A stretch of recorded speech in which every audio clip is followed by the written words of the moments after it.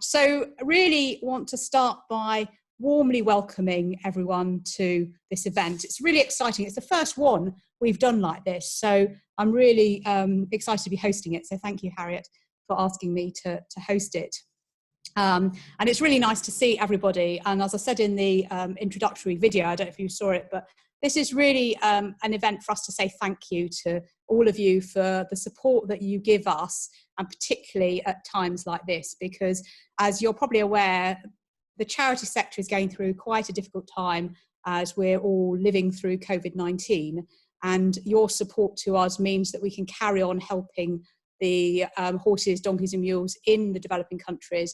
And Kate will tell you a bit later about exactly what we're doing. But we couldn't do any of this without your support. And so it's really important that we say thank you to you and really show our appreciation. So hopefully you'll find the next hour interesting and informative, but we're doing this really as a way of saying thank you. The other thing I wanted to say by way of introduction is I have spoken to a few of you and written to some of you as well to let you know that I will be leaving Brooke at the end of August. And some of you I've known for the 11 years I've been here. And so you know that would have been a very difficult decision for me and something that it took a long time to reach. But as I've explained, it's really a personal decision. It's nothing to do with Brooke. It's because my husband retires and I'm commuting to London at the moment, which is taking 2.5 hours each way. Obviously not right now, but it's not a sustainable situation. So I found a really nice job close to Bristol for a charity called Horse World, and I've already started doing a bit of work for them, and I shall move there full time in September. But having said that, as I always say to people when they leave Brooke, is that you leave the organisation from a very practical sense, but Brooke, once it gets in your heart, always stays in your heart. And I'm sure many of you on this meeting today can recognise that feeling. And I think that for me, you know, I'm never going to completely leave Brooke. I've been having a chat with my husband as we've been thinking about our house move, because we're going to move into Somerset to be closer to Bristol. And one of the things we're going to do is update our will. And we've decided that as part of that process, I will be incorporating a legacy to Brooke. And the reason I wanted to say this today is because it actually means, well, it means that I'll be able to stay coming to meetings like this. Not necessarily responsible for hosting them, but it means that although I'll be leaving Brooke, I won't be leaving all of you. So hopefully I will carry on seeing you into the future. And although Brooke is unlikely, well, hopefully won't benefit from my legacy for a very long time, I know that it's there and it's part of the future of the organisation. And that's something that I'm very proud to be part of. Anyway, less about me. Let's go on to think about the agenda today. So we've got two really interesting speakers for you. Kate Fletcher, who works in our animal welfare team, and Alex Ridgway, who is our farrier on our staff. So he's a member of our team, but he's part-time and he also practices as a farrier. So he'll be talking a bit more through what he does. Before we get to Kate, we did ask for questions in advance. And one of the questions that we got sent was, how is Brooke's income doing in the current situation? And I'm sure all of you have been wondering about that, particularly those of you involved in community activities or events, which just can't happen at all at the moment. So it's a very good timing because we had our monthly directors meeting yesterday and we were able to have a look at our April income. And the good news is that due to all of the hard work of the teams around Brooke, our April income has actually come in line with our budget, which is just fantastic news. There have been lots of activities going on. Some of you may have been involved in our Facebook quiz that we did a couple of weeks ago. We've got another one tomorrow with Rory Bremner. We've been doing a crisis appeal to try and fill the gaps that we've got. We've been doing lots of different types of meetings with people and events, and this is obviously part of that as well. But our income is holding up. So in addition to looking at income, we also look at cash flow. And our cash flow, based on our forecast projections to at least the end of July, is still positive. So we're really pleased about that. And I think that's part of the strength of Brooke, that we have such a loyal base of supporters who have been with us for many years and who feel very committed to the charity. And we really appreciate that. And it's at times like this that that really is so important. So in response to that question, we're holding up. This could be a long challenge for us, so it's not going to be over in a couple of months. So when you can get back to any fundraising yourselves, then we really appreciate that, and it will really help make a difference. But we started our journey through the COVID-19 crisis in a positive way. So I'm really pleased to report that back. So on to our first presentation. So Kate Fletcher is our Senior Manager of Global Animal Welfare, and she's going to talk to you about what Brooke has been doing in response to COVID-19 and some of the stories from the field. So our teams overseas, and to be honest, it's such inspirational activities they've been doing. So I'm going to hand over now to Kate. Kate, hopefully you're there. Hi everyone, it's really lovely to be here. A real pleasure to meet those of you who I've not met before. I'm going to attempt to share my screen so I can share the presentation, so bear with me, and hopefully this will all go to plan. Can everybody see that slide? Yeah, that's great for me, Kate. Oh, okay, great. Okay, view. Okay. So today I was just going to talk through how Brooke is responding to this pandemic that we're all going through. Just a little note in advance of this presentation that some of the photos featured are not perhaps your kind of usual glossy professional ones that you might see in Brooke. We've included some directly from the field that are taken from our staff who are out there working in communities. So they might not be as polished, hopefully not too distressing, but they'll give you a real taste of what's going on out there and what amazing work our staff and our country programmes are currently doing. So unsurprisingly, social distancing can be a massive challenge in the place where Brooke works. This photo here is taken at an equine fair in India, where people come from miles around with their families and with their horses, mules and donkeys, and they congregate in real close proximity for the time that the fair goes on. So there's so many considerations that we might perhaps find easier to adhere to in the UK that are more challenging abroad. So all of our teams have had to adapt to a very new way of working. As of mid-March, then the UK office closed, but we'd actually stopped our kind of travel abroad internationally about 1 week before that. Our country programme teams have been in kind of various stages of following their local government advice in regards to working from home, but the majority of them are working from home, which when faced with challenges that we perhaps kind of take for granted here, such as a strong internet connection, then that can be a real challenge for some of our country programmes. It also varies very much in terms of the different countries that we work in. So, for example, in Nicaragua, there have been very few reported cases, although there's some concerns that there is some underreporting going on. But our country programme there, Brooke, Latin and Central America, are being very, very proactive, working from home and working with other NGOs to kind of look at how they can best manage the situation.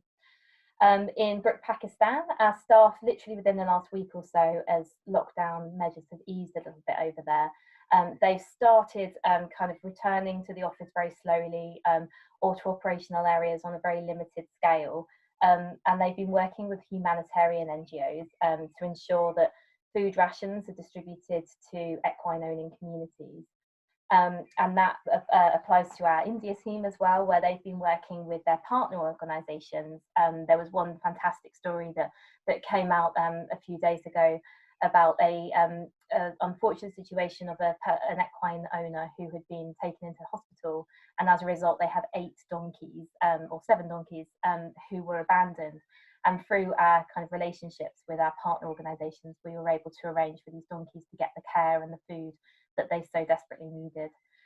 So it has been a challenging kind of new way of working. A lot of the workforce in our country programs aren't used to working from home, and we've had to think of very innovative ways of kind of connecting with them and continuing with our training. The photo you can see here is actually one kind of measure we introduced where we've been doing some animal welfare online kind of facilitative discussion about a online course that everybody's been involved in. And it's been fantastic that, from my point of view, I feel I've probably spoken to more people in our country programmes than perhaps we ordinarily would, because we are really making that effort to connect with them and to give them the support that they need, and to make sure that they feel that the work that we're all doing is still progressing, even if we can't actually travel to see them and work with them in person. So, I mean, Brooke were already kind of streets ahead in terms of actually providing this remote support. Anybody who might have had to take their own animal to a vet in the UK in the past few weeks, or have veterinary advice, might have experienced this idea of kind of internet consults and things like that. But Brooke were actually already doing that. We've been providing kind of this remote support for a long time now. When we kind of stopped providing free treatment and started focusing really on building capacity within communities, and giving them access to kind of really good quality healthcare by increasing that capacity. So vets here could actually learn quite a lot in terms of remote support from the work that our veterinary teams have been doing for the past few years in our country programmes. Here on the left, we've got as you can see, it's a very kind of blurry photo taken on somebody's phone, but it's actually one of our vets in India giving advice to one of our animal health practitioners through WhatsApp video. And on the right, we've got another kind of similar situation where we've got another vet giving advice over video call to the local animal health practitioners who are in the communities. The one on the right is where treatment's being given for Surah, which is a severe emergency. So we're still able to provide that support, and it's actually received national coverage, as you can see in this kind of newspaper article. So it's an inspiration, hopefully, for other NGOs and other veterinary teams, that the way that we work is so sustainable and can still survive and can still provide help to communities, even when we're not able to actually be there. And similar to the UK, where vets are deemed essential key workers, it means that most of the countries that we're working with, our vets are still able to visit the field where there is an emergency that can't be seen by a local animal health practitioner. This is a photo of in Brooke, India, where they're using these opportunities to deliver human health messaging by following the World Health Organization and national government guidelines. So we're not making our own messaging for human health, but by the work that we're doing in communities to help animal owners, we're able to reinforce that to help protect their safety as well. This is a photo that shows where we're actually working with brick kiln owners who are fantastic, doing some fantastic work being able to ensure that equine owners in the communities are having feed distributed to them. And that's actually funded by the brick kiln owners who are distributing that feed, which is much more sustainable than Brooke funding it and providing it themselves, because then we create that reliance of owners on us, which can't necessarily be kind of held up after this this kind of carries on. So we're actually enlisting the great relationships that we have with brick kiln owners and community members to ensure that the animals are still getting the provisions that they need. In this photo, you might note the kind of lack of social distancing and the lack of PPE. And the great thing about this is that our community members and our staff are communicating with us regularly via WhatsApp and via email and Skype, which means that we can actually give them some support and guidance on ways in which they can ensure that they're keeping themselves safe, because it might not be something that they're automatically kind of envisaging the effect that this can have on them. So at present, we at Brooke, we aren't funding the purchase of PPE or kind of hand sanitizer as part of our programme delivery. We have bought a small stock for staff who have to visit the field, but we are very keen not to take these kind of essential supplies away from human health services tackling the virus. So this is a kind of photo in Pakistan where again a Brickhill owner has actually funded these hand sanitizers and masks to help workers. So we're basically working really closely with them to encourage them to provide it rather than it coming through Brooke ourselves. But the existing relationships that we've spent the past few years building is really helping engage those communities where we need them. And this was a slide I just added today, actually, because it's a really fantastic poster that Brooke India have just produced, kind of highlighting the welfare needs of working equids during this pandemic. And they're no different to the welfare needs that would ordinarily be there. But the fact that this messaging is still getting out there and all our staff and our country programmes are still delivering these key considerations is just fantastic. That they're offering this support and this training and this education to people when obviously people have vast amounts of other worries at the moment, but if they kind of can continue looking after their working equids, then it makes life easier for them as lockdown eases. We've also been working through our partnerships, for example through the Dutch Committee for Afghanistan. They're a hugely respected partner in Afghanistan. And they've included equine welfare and health as part of their paravet training. So it's delivered to every trained paravet in the country, which is fantastic that we're getting the message out there. They also have a really strong community relationship, and that includes being members of the National Zoonotic Committee, which is a programme that's deemed essential. And as such, they've been allowed to continue with their kind of work as they deliver messaging on both human health and animal health. To communities who are otherwise completely isolated and don't have that support, both with protecting themselves and looking after their animals. The government in Afghanistan has actually expressed their support and their gratitude for the work that this partner has been doing. So we're continuing to offer them support and further training as they go forwards. There have been surprisingly some unexpected benefits of what is a real kind of global tragedy.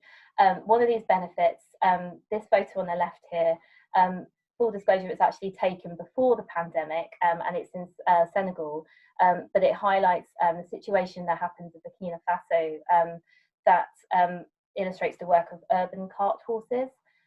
In Burkina Faso, there's always been an existing law that kind of guides how many people should be able to be carried by a cart, but historically that's never really been enforced until now, when people are obviously more worried about social distancing and crowds of people. And so we're looking at how we can take that enforcement forwards even as social distancing decreases, because ultimately it's a really positive step for animal welfare to enforce these rules and regulations that are already there to protect the animals. And this has just been an opportunity to be able to really highlight the importance of these to people. Again, the recent donkey slaughter ban in Kenya will be challenges by slaughterhouses as the courts are closed, but it gives our team the time to prepare their case, and also they've been working really closely to build relationships with the government. And this was highlighted by some really great work, both with the government and with the national press, to promote World Donkey Day and the National Donkey Day last Sunday in Kenya. So that was included in an article by one of our team in Kenya to talk about the prevalent issue of the donkey hide trade. Slaughterhouses in Tanzania has been temporarily closed by COVID-19, but we're not sitting on our laurels and being complacent with that. Our team in Ethiopia are responding to reports of illegal slaughter, and we're responding to this kind of worrying message that donkey hide trade has been touted as a traditional cure for COVID-19 through Chinese medicine. So we're making sure that we work really closely with all our country programs and with our communications team to get the message out there to kind of debunk these myths and ensure that animal welfare is still prioritised, even as human health is such a priority for everybody. And we're also helping people. So Brooke Pakistan have taken an innovative step in communities to raise awareness regarding how people can protect themselves amidst the concerns regarding the virus, and to identify the innovations they think are most likely to help transform human healthcare. And one of our social mobilisers has met with somebody from a textile company in Pakistan, and discussed with them the situation of the poor kind of equine owning communities and looked at how we can work together. And we ended up, after they told us that they couldn't afford masks for their families, then it was looked at how we can engage these community members who perhaps aren't able to do the work that they would normally be doing. And if we provided the cloths, or rather if our social mobilisers kind of provided the cloths for masks, then the Women's Stitching Centre would be able to make them, as you can see in these photos here. So if they provide the cloth, the textile organisations, then the females can stitch these masks for the equine owning communities, which then protects them when they're going out and doing their essential work, and enabling them to focus on other things such as looking after their animals.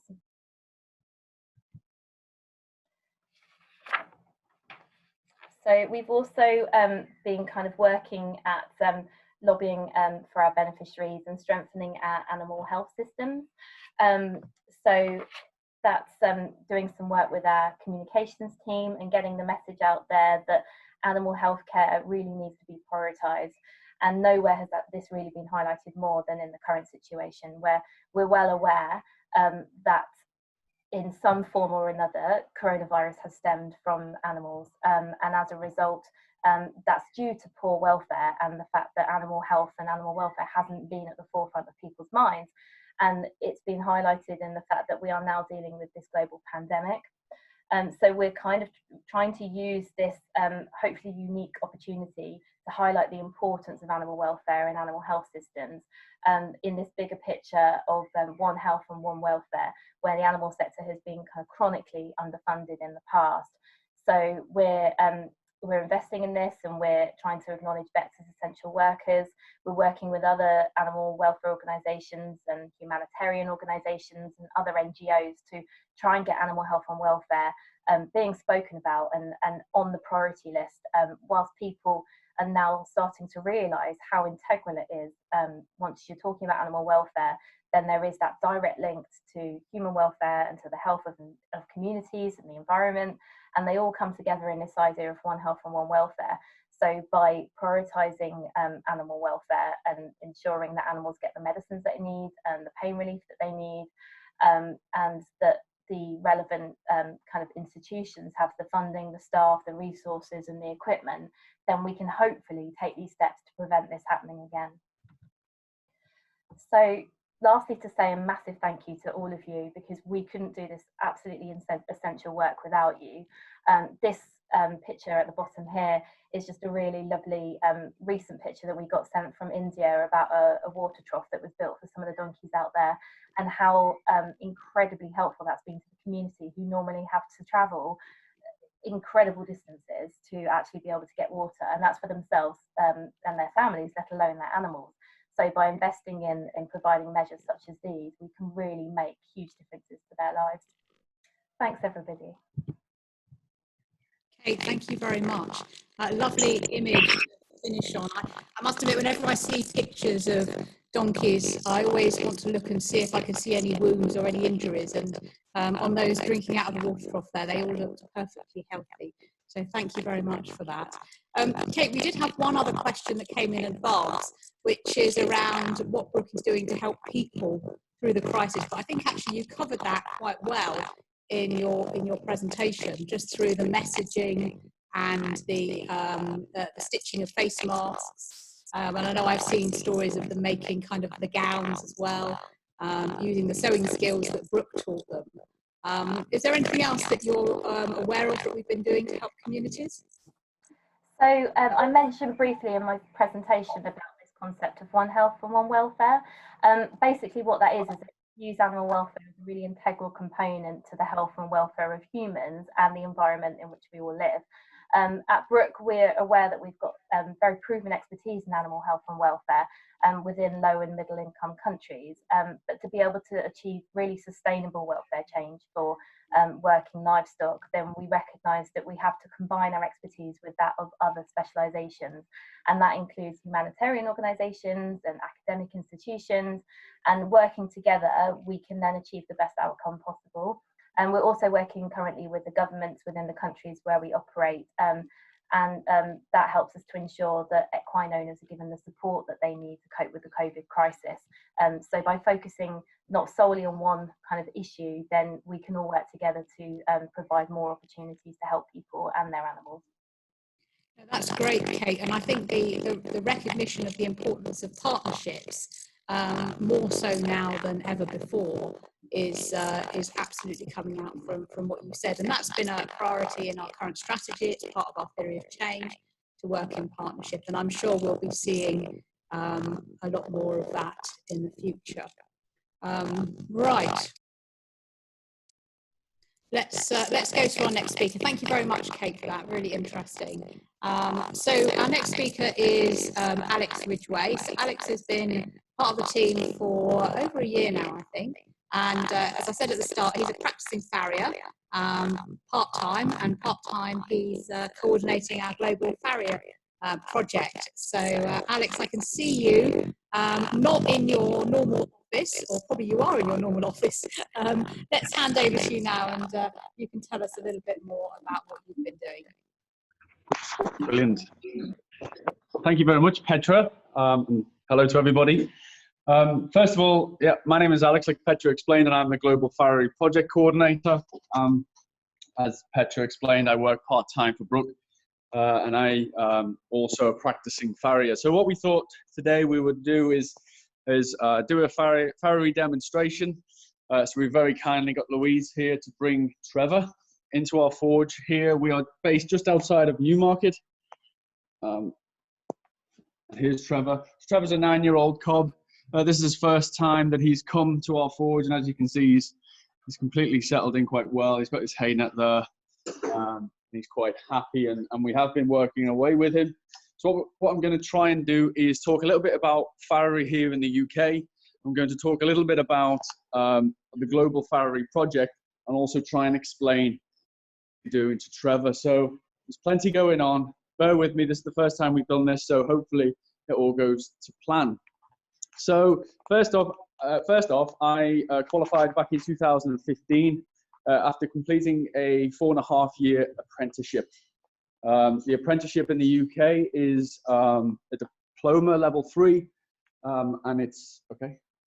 The diploma level 3, and it is the required qualification in order to shoe horses here in this country. The reason I say that is because back in 1975, the Farrier Registration Council passed with Parliament. They passed an act in order to help protect or prevent and avoid welfare issues to horses as a result of poor hoof care. So yeah, so following on, I'll just show you this rather than me.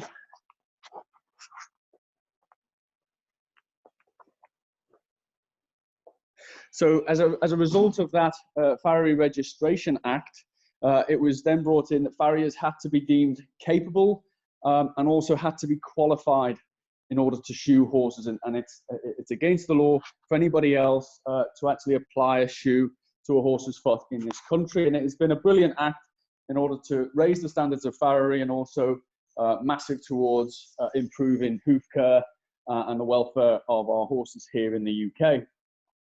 When we talk about the qualification is as I said, level 3 diploma, and it is set by the Worshipful Company of Farriers. The Worshipful Company of Farriers is one of the oldest livery companies of London, the City of London, and it was set up in, I think, the 1300s, and it's still going very strong today. It has one of the highest recognised qualifications globally. So the English qualification, or the standard of farriery here in the UK, is looked upon as pretty much the gold standard across the globe, which is brilliant. And it is a 4.5-year apprenticeship in order to get that basic qualification.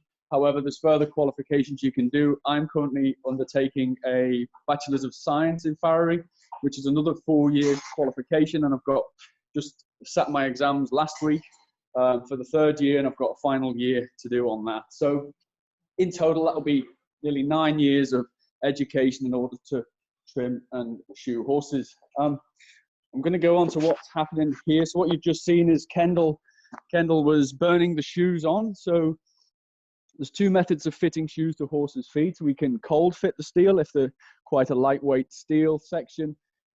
We tend to see that a lot in the countries in which we work.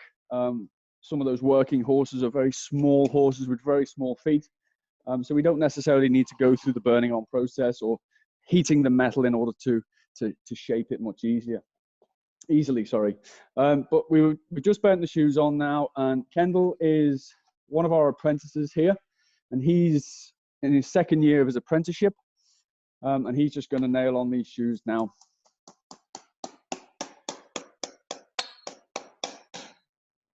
One of the common questions we get when nailing on to horses' feet, and this is, you have to be incredibly precise, and I'll show you exactly why that is the case. One of the things we try to teach, and it's a big problem that we face in some of the countries that we go to and we're actually working in, is this understanding of internal hoof anatomy. This is one of the learning resources that we use, an anatomy replica. And what I'm showing you here is the actual complexity of what's inside what we think is just a hoof capsule. It actually has the pedal bone. We have a lot of soft tissue structures. We have this laminal interface, which is the suspension between the bone and the hoof capsule. It is why that we must have that understanding. We must have that level of training in order to be able to apply shoes safely and in a way that's to keep horses sound, pretty much. So we're just finishing off here, and as you can see, when you get it right, when you're nailing into structures that the horse is not feeling, the horse is quite comfortable here, not giving Kendall any issues. And as you can see, the nails actually come out the side of the hoof wall, and they're nailed into non-sensitive structures.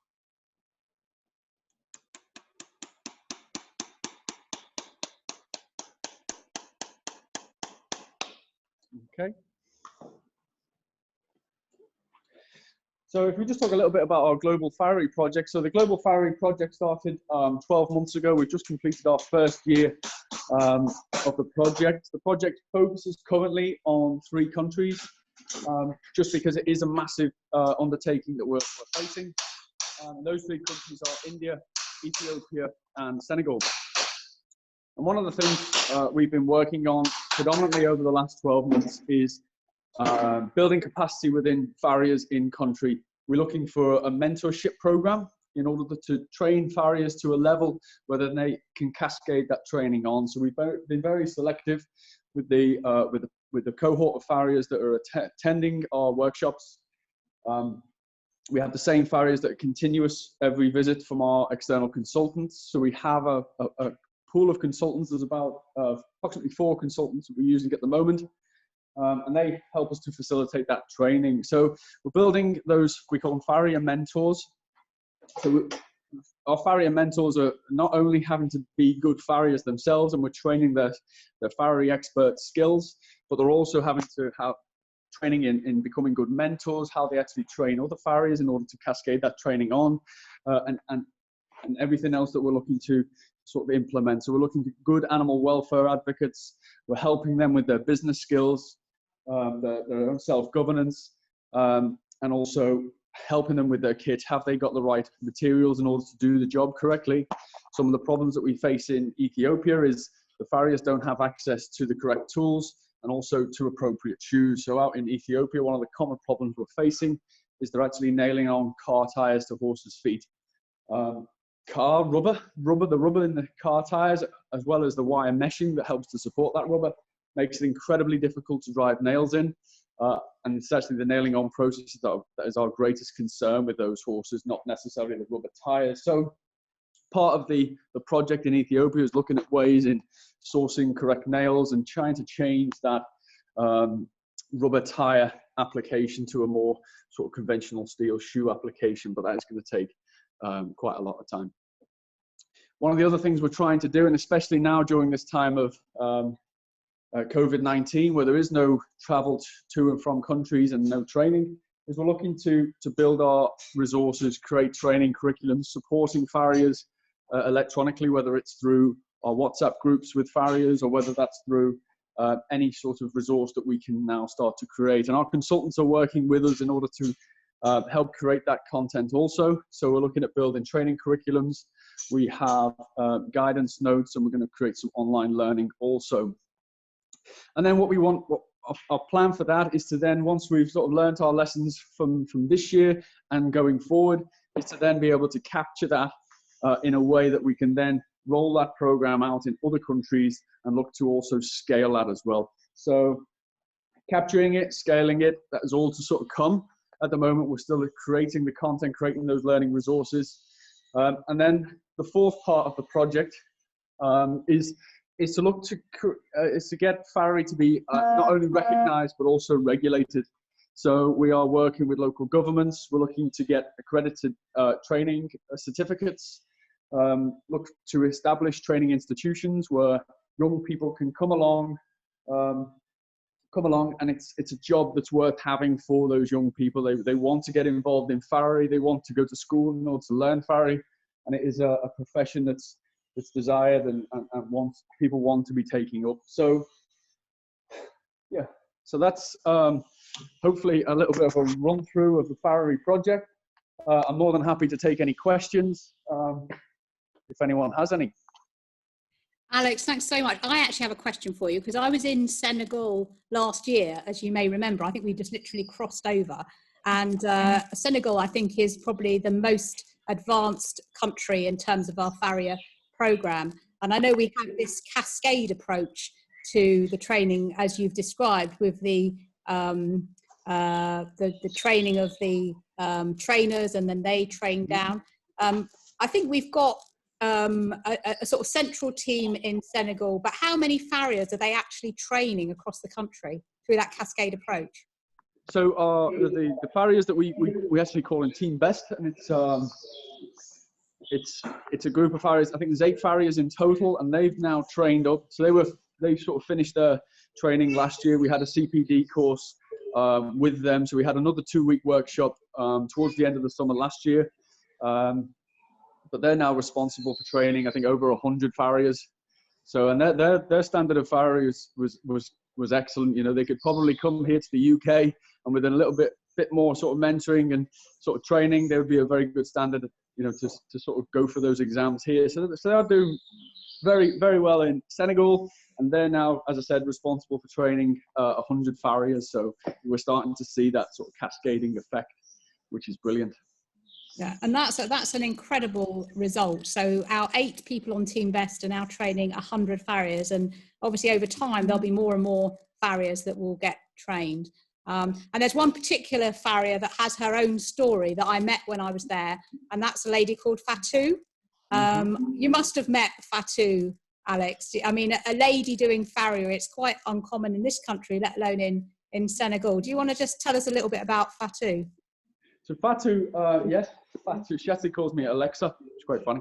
But Fatou, yes, she's a lovely girl, and she is, as you said, it is very rare for a female to be taking up farrier here in the UK, although more are starting to do so. So yes, it was brilliant to have Fatou as one of our farrier mentors out there, and I think she was actually, she was very practical based before she got into farrier, but she had no farrier background, so she started her training with us. And as I said, now she's at a very good standard. So yes, I think she was actually a mechanic before she started on the farrier course. So you can see she's very good, sort of with her hands. She's very practical, and she's a great asset for the team out in Senegal. Yeah, and I think she's a really inspirational lady, actually. I mean, I've been, over the years, travelled to most of Brookes countries and met some really inspirational people. But I think Fatou is doing a fantastic job in terms of inspiring other farriers and other women. So it's great to have her on Team Best in Senegal. So I think in the relatively short time you've been with Brooke, Alex, you've had a hugely positive impact. And, you know, I think the standards of what Brooke does is obviously evident in the way in which you're talking about farrier and the way in which you're leading our global project. And there's a lot more to do. But we all know that how important the horse's feet are, and the donkey's feet and the mule's feet are to their ability to work without suffering any pain. So really appreciate what you're doing. So I think on behalf of everyone here, I'd like to sort of thank you for that. And of course, what you're seeing today in this presentation is the result of the support that everyone is giving Brooke. So really exciting to see that in practice. Maybe next time, Alex, we can have you live from one of the countries. Yes. Super. Okay. Well, I don't have any other questions for you, so you're off the hook there. So just say thank you very much, and we'll go back to our the rest of the presentation. Thank you very much. Thanks very much, Alex. Thank you. Bye now. Good. Okay. Well, I think that's the end of our second speaker for today. I believe what we've got next is a community clip on some of the fundraising that's been going on while we've been in lockdown, and maybe some ideas of things that you might be able to do. So am I handing over to Polly here? So Polly, yes. over to you. Hi everybody, I'm Polly. I am the Senior Regional Fundraiser for Brooke for the South East region. I'm also joined by my teammates Alison and Caroline, who are also on the call, so some of you may know those two, and also our manager Paul. Really kind of our main part of our role is to support our amazing volunteer fundraisers who they go out week in, week out, whether it's to events, giving talks for Brooke, holding collections, and they do all sorts. And they're not only raising amazing amounts of money for us, but they're getting the word out about Brooke and really spreading that all-important awareness for us. So we really would find it difficult to function without them. So we just wanted to take this opportunity to say a huge thank you to our volunteers. A few of you I know are here today, so thank you for joining us. And usually at this time you'd be well in the midst of your fundraising out and about, and I know due to a certain virus a lot of plans have changed, but you've all been really great in helping us with our other events that we've been putting on. So obviously Petra mentioned our virtual quizzes, where we've got our second one tomorrow night with Rory, and our other various things that we've got going on. So we have put together a little thank you video which highlights all the bits that our volunteers do throughout the year when we're not stuck indoors. And yeah, just a big thank you, and hopefully this will work when I share my screen. Give me a second. And all feel free to have a little dance along because it's a great little tune.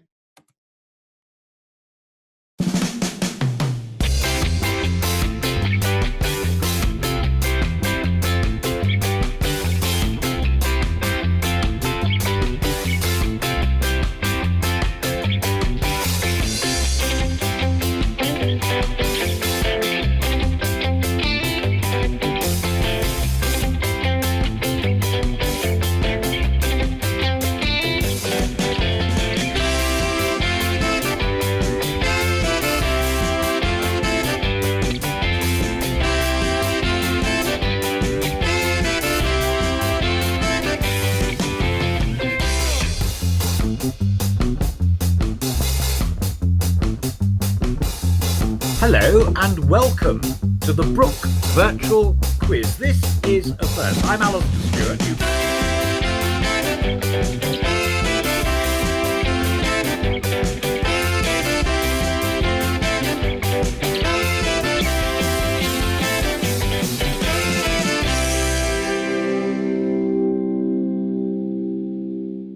Well, hopefully some of you may have spotted yourselves in the video during some of your fundraising events. And yeah, we just want to say a huge thank you. And if anybody here who perhaps hasn't done any volunteering for Brooke before but might be interested, once we are back up and running with events, we are always keen to get more volunteers on board. We have fundraising groups across the UK, so there may always be one in your area that you might want to think about joining. It's all done on a ad hoc basis. There's no, you're not tied into anything. It's just when you're free and want to help out, then that would be brilliant. So if you are interested, you can get in touch with the community team. Our email address is just on here, or you can speak to whoever you're in contact with at Brooke and they can point you in the right direction. So we'd love to hear from you. And yeah, that's it from me, and thank you for listening. Holly, that's great. Thank you so much. Well, I hadn't seen that video, and what a fun video. I have to say, I was jigging around a bit here myself as well. So thanks for putting that together. And as you say, you probably, some of us might have spotted ourselves on there in one way or another. But I do think the community, I mean, over my 11 years at Brooke, the community fundraising is something that's always been really close to my heart, and something, I have got probably more involved with than our fundraising director would like. I think it's always, my time, should I be spending it trying to raise money from companies and big amounts, or supporting our communities? But I think community is the kind of heart of Brooke fundraising. And although, it may be as simple as doing a bucket collection, when you're doing a bucket collection, you're interacting with people, you're raising awareness about the charity, you're answering questions, and people are seeing more and more the logo and finding out what we're doing. And that's a really important part of the whole journey supporters go on. And, I think of Brooke as just one big community. So, whether you're involved as a member of staff or a trustee, or you're a community fundraiser, or you do a bucket collection once a year, or you've pledged a legacy to Brooke, you're all very much part of the Brooke family. And I think that's really something that's very special about Brooke, and something that I hope will stay with Brooke for many years to come. And this hour this afternoon has been very much, I think, a bit of a family reunion, seeing everybody again, people we haven't seen for some time. It's really lovely to see you as part of this meeting, and really thank you very much for joining us today. Thank you very much for everything you do to support Brooke. I hope you found our speakers interesting. Thanks to Kate and to Alex. Welcome your feedback. If you think it's been useful, maybe the team will put another event together. But we really do want to stay in touch with you all during this challenging time, which I don't think is going to end soon. And so maybe next time I won't be here hosting the meeting. Maybe next time I'll be one of those little boxes on the screen, maybe asking some of those difficult questions. But really appreciate seeing you all today. Thank you so much for coming along. Stay safe and stay supporting Brooke. Thank you from the bottom of our hearts, all of the Brooke staff, and take care, and hope to see you again soon.